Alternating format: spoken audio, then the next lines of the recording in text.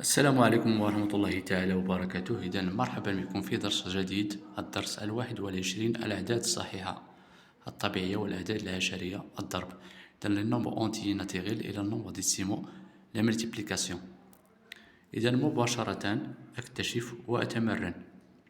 إذا التمرين الأول: لكتبي نوع من الورق المقوى، سمك الورقة الواحدة 0.75 ملم.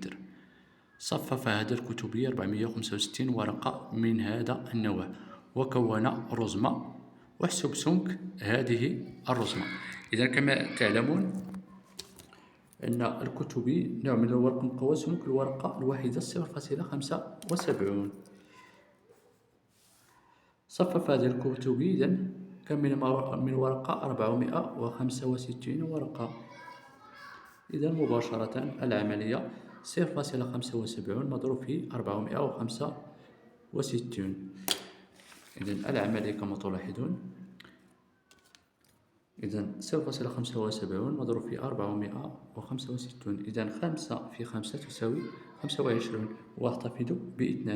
إذا 5 في 7 35، زائد 2 تساوي 37، وأحتفظ ب3. ثم 5 في 0 زائد 3 تساوي 3. ثم بعد ذلك قم بوضع النقطة. إذا 6 في 5 تساوي 30، ثم أحتفظ ب3. إذا 6 في 7 تساوي 42، زائد 3 تساوي 45. إذا 5 وأحتفظ ب4. ثم 6 في 0 زائد 4 تساوي 4. ثم أضع نقطة أخرى. إذا 4 في 5 تساوي 20. إذا أضع 0. إذا 0، ثم أحتفظ ب2.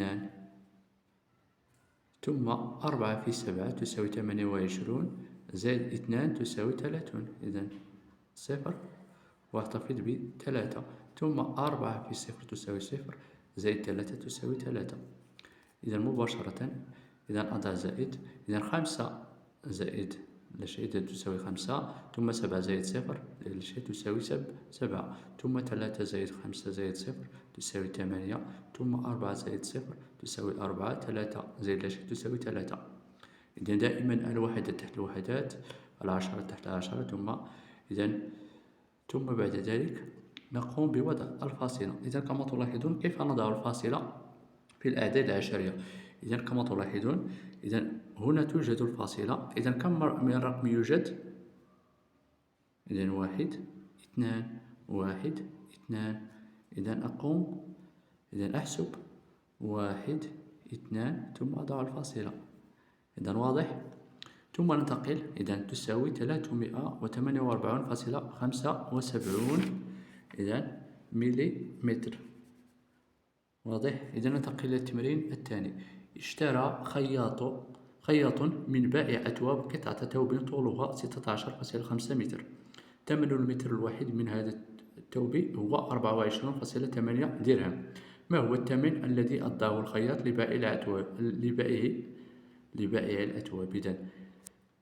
إذا اشترى خياط من بائع أثواب قطعة، إذا الطول ديالها 16.5 متر. إذا ثمن المتر الواحد من هذا الثوب هو 24.8.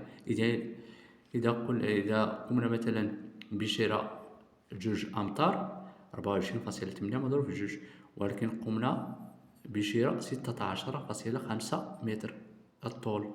إذا سنقوم بعملية الضرب مباشرة. إذا 16.5 مضروب في 24.8. إذا سنقوم بإنجاز العملية. إذا 16.5 مضروب في 24.5. إذا 5 في 5 تساوي 25، واحتفظ ب2. ثم 5 في 6 تساوي 30، زائد 2 تساوي 32، واحتفظ ب3. ثم 5 في 1 5، زائد 3 تساوي 8. ثم أضع نقطة. ثم أنتقل. 4 في 5 تساوي 20. إذا 0، ثم أحتفظ ب2. ثم 4 في 6 24 زائد 2 تساوي 26. إذا 6 وأحتفظ ب2. ثم 4 في 1 4 زائد 2 تساوي 6. إذا 6. ثم بعد ذلك أنتقل إلى رقم ثالث. إذا 2. ثم إذا أضع نقطة، ثم 2 في 5 تساوي 10. إذا 0 وأحتفظ ب1. 2 في 6 تساوي 12 زائد 1 تساوي 13. إذا 3 ثم أحتفظ ب1. ثم 2 في 1 تساوي 2 زائد 1 تساوي 3. ثم بعد ذلك أضع زائد، شرط زائد زائد. إذا 825 زائد 6600 زائد 3300. إذا 5 زائد لا شيء تساوي 5. إذا 2 زائد 0 تساوي 2. 8 زائد 6 تساوي 14 وأحتفظ بواحد. 1 زائد 6 تساوي 7 زائد 3 تساوي 10 وأحتفظ بواحد. 3 زائد 1 4. ثم بعد ذلك أنتقل لوضع الفاصلة. إذا كما تلاحظون، إذا يوجد رقم 1 بعد الفاصلة. إذا 1 ثم رقم آخر. إذا 1 رقم 1 ثم 2. إذا رقمين. إذا نحسب 1 2 ثم نضع الفاصلة. إذا تساوي 425. إذا ما هو الثمن؟ عفوا. إذا الثمن الذي أداه الخياط لبيع الأثواب، إذا الثمن بالدرهم. إذا 404.25. إذا درهما. إذا دي أش ولا يمكن كتابتها بالعربية 404.25 درهما. ثم ننتقل مباشرة إلى التمرين الثالث. أنجز العمليات الآتية. إذا 1.003 مضروبة في 6.3. إذا مباشرة نقوم بوضع العمليات، إنجاز العمليات. إذا 1.003 مضروب في 6.3. إذا 3 في 3 كما تلاحظون تساوي 9. 3 في 0 تساوي 0. إذا 3 في 0 تساوي 0. 3 في 1 تساوي 3. ثم أضع نقطة. 6 في 3 تساوي 18 واحتفظ ب1. 6 في 0 تساوي 0 زائد 1 تساوي 1. 6 في 0 تساوي 0. 6 في 1 تساوي 6.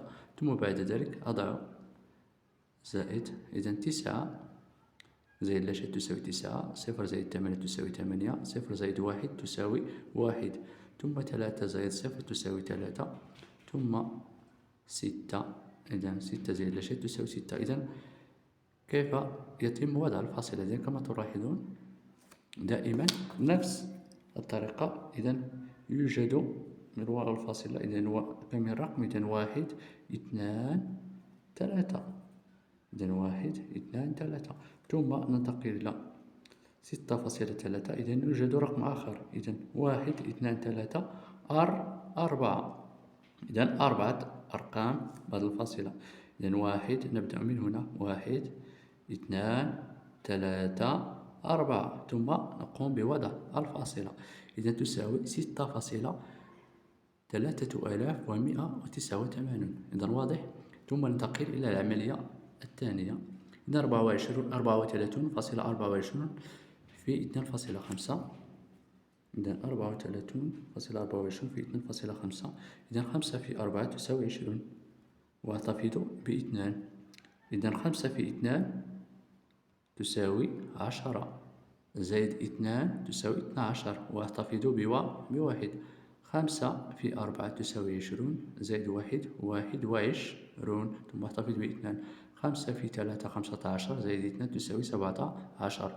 ثم أضع نقطة. إذا 2 في 4 تساوي 8. 2 في 2 تساوي 4.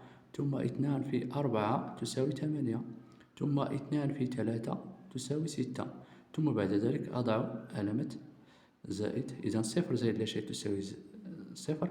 2 زائد 8 تساوي 10 وأحتفظ بواحد. 1 زائد 1 تساوي 2.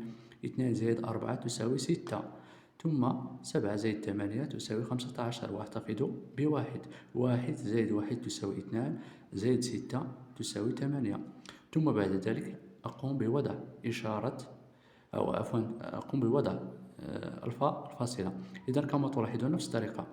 إذا كم رقم يوجد قبل الفاصلة؟ إذن 1 2 ثم 3. إذن 1 2 3. إذن نحسب 1 1 2 3 ثم نضع الفاصلة. إذا ننتقل إلى العملية الثالثة. إذا 622.9 مضروب في 13. إذا مباشرة 3 في 9 تساوي 27. 3 في 2 تساوي 6 زائد 2 تساوي 8. 3 في 2 تساوي 6. 3 في 6 تساوي 18 مباشرة. ثم أضع نقطة.